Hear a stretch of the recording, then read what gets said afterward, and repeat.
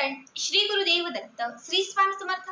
तुम्हा सर्वांचं आपल्या स्वामी शक्ती या चॅनलमध्ये मनापासून स्वागत आहे। स्वामी तुम्हा सर्वांच्या सर्व चांगल्या इच्छा पूर्ण करोत एवढीच स्वामींच्या चरणी प्रार्थना करते आणि आपल्या आजच्या या नवीन आणि सुंदर व्हिडिओला पुन्हा एकदा नव्याने सुरुवात करते। भक्तांनो, उद्या 4 जानेवारी बघा अत्यंत महत्त्वाचा आणि विशेष दिवस, कारण उद्या आहे मार्गशीर्ष महिन्यातील चौथा गुरुवार आणि उद्याच्याच दिवशी मार्गशीर्ष महिन्यातील सर्वात महत्त्वाची तिथी ती म्हणजे काल अष्टमी। आता काल अष्टमी म्हणजे काय, तर महिन्यामध्ये कृष्ण पक्षामध्ये जी अष्टमी तिथी येते या अष्टमी तिथीला काल अष्टमी असं म्हटलं जातं। या दिवशी महादेवांचा अवतार असणाऱ्या कालभैरवनाथांचं पूजन केलं जातं। बघा, काल अष्टमीच्या दिवशी महादेवांचा अवतार असलेले जे कालभैरवनाथ यांची पूजा पाठ सेवा व्रत वैकल्य ह्या सर्वच गोष्टी करण्याचं जे महत्त्व आहे ते विशेष आहे। कारण अशी मान्यता आहे की या दिवशी जर तुम्ही कालभैरवनाथांची सेवा किंवा पूजा केली, त्यांचे जर विशेष काही उपाय केले तर आपली रोगांतून त्याचबरोबर आजारातून संकटातून विघ्नांतून आपली मुक्तता होते। बघा, उद्याच्या दिवशी स्नानाचं दानाचं व्रताचं वैकल्याचं जे महत्त्व आहे ते विशेष आहे।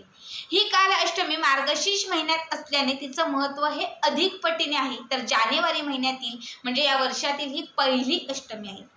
उद्याच्या दिवशी आपल्याला कालभैरवनाथांचं पूजन सेवा व्रत वैकल्य ह्या सर्वच गोष्टी करायच्या आहेत, पण त्या अगोदर आपल्याला उद्याच्या दिवशी विशिष्ट पद्धतीने स्नान करायचं आहे। जे स्नान केल्याने आपल्याला काल अष्टमीच्या स्नानाचं जे पुण्य आहे ते पुण्य लाभेल, आपले रोगांतून पापांतून संकटातून मुक्तता होईल आणि त्याचबरोबर आपल्या कठीणातील कठीण इच्छाही पूर्ण होतील। एखादी शत्रुपीडा असेल, वास्तुदोष असेल, ग्रहदोष असेल, कुठल्याही प्रकारचे किती मोठे दोष तुम्हाला जर असतील त्या सगळ्याच दोषातून आणि सगळ्या वाईट शक्तीतून तुमचं संरक्षण होईल। बघा, उद्याच्या अष्टमीचा जो दिवस आहे तो स्नानासाठी विशेष महत्त्वाचा आहे। उद्याच्या दिवशी जर या पद्धतीने तुम्ही स्नान केलं तर नक्कीच तुमच्या आयुष्यात जी वाईट शक्ती किंवा जे अडथळे आहेत ते अडथळे दूर निघून जातील आणि तुम्हाला प्रत्येक गोष्टीत यश मिळेल, तुमची प्रत्येक गोष्टीत प्रगती होईल। आता उद्याच्या दिवशी स्नान कसं करायचं, तर बघा, अंघोळीचं जे पाणी आहे अंघोळीच्या पाण्यातल्या काही विशिष्ट गोष्टी टाकायच्या। त्यात सगळ्यात पहिली गोष्ट आहे ती म्हणजे मोहरीचं तेल। किंचित तुम्हाला मोहरीचं तेल घालायचं आहे। आता मोहरीचं तेल नसेल तर तुम्ही आपल्या घरामध्ये असलेली काळी किंवा पिवळी मोहरी घातली तरीही चालेल। बघा, मोहरीचं तेल किंवा मोहरी ही नकारात्मकता शोषणारी नकारात्मकता संपवणारी विशेष महत्त्वाची गोष्ट आहे आणि जेव्हा ही कालभैरवनाथांचं पूजन आपण म्हणतो किंवा त्यांची कुठलीही सेवा करतो ते जेव्हा आपण त्यांच्या मंदिरात जातो तेव्हा न चुकता आपण त्यांच्या समोर असलेलं जे तेल असेल किंवा त्यांच्या समोर असलेला जो दिवा आहे त्यामध्ये आपण मोहरी घालतो। मोहरीच्या तेलाचे असंख्य उपाय हे कालभैरवनाथांच्या मंदिरात केले जातात, ज्यामुळे आपली संकटातून विघ्नांतून आणि अडथळ्यांतून मुक्तता होते। बघा, मोहरी जी आहे ती नकारात्मकता संपवण्यासाठी दारिद्र्याचा नाश करण्यासाठी आणि आपल्या अवतीभोवती असलेली जी वाईट शक्ती आहे ती वाईट शक्ती संपवण्यासाठी अत्यंत महत्त्वाची मानली जाते। त्यामुळे उद्याच्या दिवशी चिमूटभर मोहरी किंवा मोहरीचं तेल तुम्हाला अंघोळीच्या पाण्यात घालायचं आहे। त्याचसोबत तुम्हाला 7 काळ्या उडदाचे दाणे, काळे असणारे जे अख्खे उडीद असतात हे अख्खे उडीद तुम्हाला 7 दाणे तुम्हाला त्या अंघोळीच्या पाण्यात घालायचे आहेत। त्यासोबत चिमूटभर तुम्हाला अगदी किंचित अर्धा झाकण तुम्हाला गंगाजल घालायचं आहे आणि तुम्हाला थोडंसं गोमूत्र घालायचं आहे। त्यानंतर शेवटी तुम्हाला यामध्ये हळद घालायची आहे। उद्या गुरुवारचा दिवस आहे, गुरुबळ स्ट्रॉंग करायचं आहे, गुरुला प्रसन्न करायचं आहे, त्यामुळे हळद खरं तर उद्याच्याच नाही तर प्रत्येक गुरुवारी अंघोळीच्या पाण्यात जास्त काही नाही घातलं, फक्त हळद आणि गोमूत्र घातलं तरी खूप आहे, पण हळद ही आवर्जून घालायची असते। आता उद्या काल अष्टमी आणि गुरुवार दोनही योग एकाच दिवशी आहेत, ठीक आहे, त्यामुळे अंघोळीच्या पाण्यात चिमूटभर हळद तुम्हाला घालायची आहे। हे सगळं जे पाणी आहे ते सगळं पाणी मिक्स करायचं आहे आणि मग या पाण्याने तुम्हाला स्नान करायचं आहे। स्नान करत असताना कालभैरवनाथांचं किंवा महादेवांचं तुम्हाला स्मरण करायचं आहे। त्यानंतर स्वच्छ कपडे परिधान करायचे आहेत आणि तुम्हाला कुठल्याही कालभैरवनाथांच्या किंवा मग महादेवांच्या किंवा मग कुठल्याही दुर्गा देवी जिला आपण म्हणतो तर त्या मंदिरामध्ये तुम्हाला जायचं आहे। तिथे जाऊन तुम्हाला मोहरीच्या तेलाचा एक दिवा प्रज्वलित करायचा आहे।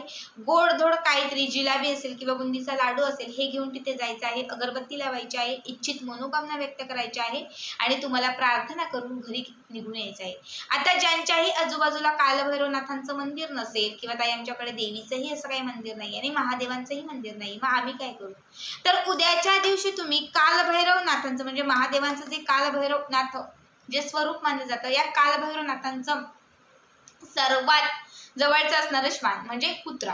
तर तुम्हाला कुत्र्याचं पूजन करायचंय. तुमच्या घरात असेल तर त्याच कुत्र्याचं करा. तुमच्या घराच्या अवतीभोवती बाजूला कुठेही एखादा, आता प्रत्येकाच्या अवतीभोवती कुठेतरी एखादा कुत्रा असतो, तर मग त्या कुत्र्याला तुम्हाला आवाज द्यायचा. आता आवाज देणं म्हणजे काय, तर आपण काहीतरी त्याला खायला घेऊन गेलो तर तो सहजच आपल्याकडे धावत येईल. त्या पद्धतीने तुम्ही त्याला बोलवा. आल्यानंतर तुम्हाला त्याला जर जमलं, शक्य झालं तर त्याला त्याच्या कपाळाला एक हळदीचा आणि एक कुंकवाचा टिळा लावा आणि त्यासोबत तुम्हाला उद्याच्या दिवशी बाजरीची भाकरी किंवा मग गव्हाची जी चपाती असते त्याच्यावरती एखादा गुळाचा खडा ठेवायचा आहे, वांग्याची भाजी ठेवायची आणि जिलाबीचा एक तुकडा ठेवायचा आहे. हे सर्व ठेवून तुम्हाला त्या श्वानाला म्हणजे त्या कुत्र्याला खाऊ घालायचे आणि खाऊ घालत असताना तुमची अडलेली जी इच्छा असेल, जी इच्छा तुम्हाला पूर्ण व्हावी असं वाटत असेल, तर ती इच्छित मनोकामना तुम्हाला तिथे व्यक्त करत राहायची आहे. ते कुत्र ते सगळं काही खाईपर्यंत अगदी 5 मिनिटं तुम्हाला तिथेच थांबायचं आहे. त्यानंतर मग तुम्हाला घरात निघून यायचं आहे. घरात येत असताना स्वच्छ हातपाय तुम्हाला बाहेर धुवायचे आहेत आणि मग त्यानंतर घरामध्ये प्रवेश करायचा आहे. अशा पद्धतीने जर उद्याच्या दिवशी साध्या सोप्या पद्धतीने तुम्ही स्नान केलं आणि साध्या सोप्या पद्धतीने जर तुम्ही पूजन केलं तर नक्कीच तुमच्या इच्छित मनोकामना पूर्ण होतील. आयुष्यात जी आलेली संकट आहेत किंवा अडथळे आहेत ते कुठेतरी दूर होतील. अत्यंत साधा आणि सोपा उपाय, साधी आणि सोपी सेवा सांगितलेली आहे. उद्याच्या दिवशी ही सेवा आवर्जून करा. मग आता ज्या वस्तू तुम्हाला सांगितलेल्या असतात त्यातील एखादी वस्तू नसेल म्हणून उपाय करायचाच नाही असं नाही. एखाद दुसरी वस्तू नसेल तर त्या वस्तू नका टाकू, पण ज्या वस्तू तुमच्याकडे अवेलेबल आहेत किंवा ज्या वस्तू तुमच्याकडे ॲडजस्टेबल आहेत तर त्या वस्तू फक्त तुम्ही घातल्या आणि स्नान केलं तरीही चालेल. पुढच्या वेळेस या वस्तू आणून ठेवा आणि पुढच्या वेळेस जेव्हा अष्टमी असेल तर त्यावेळेस मग तुम्ही या वस्तू घालून आंघोळ करा. असं प्रत्येक अष्टमीला हे करत चला. प्रत्येक अष्टमीला जर तुम्ही असं करत गेलात ना, तुम्हाला 3 ते 4 महिन्यात असंख्य लाभ होईल. बघा, असंख्य पटीने लाभ होईल. तुमच्या आयुष्यातील अडथळे सगळे दूर होत जातील, इच्छित मनोकामना पूर्ण होत जातील, संकट कुठेतरी संपून जातील. तुमच्या आयुष्यात आलेली जी विघ्न आहेत ती विघ्न देखील टळून जातील. अत्यंत सोप्या आणि साध्या काही गोष्टी आहेत ज्या केल्याने आपल्याला त्याचा भरपूर लाभ मिळत जातो. आजचा हा व्हिडिओ तुम्हाला कसा वाटला कमेंट करा आणि पुढचे व्हिडिओ पाहण्यासाठी चॅनलला सबस्क्राईब करा. भेटूयात पुन्हा एकदा अशाच एका नवीन आणि सुंदर छान व्हिडिओ. तोपर्यंत सर्वांना धन्यवाद. श्री स्वामी समर्थ. जय जय स्वामी समर्थ.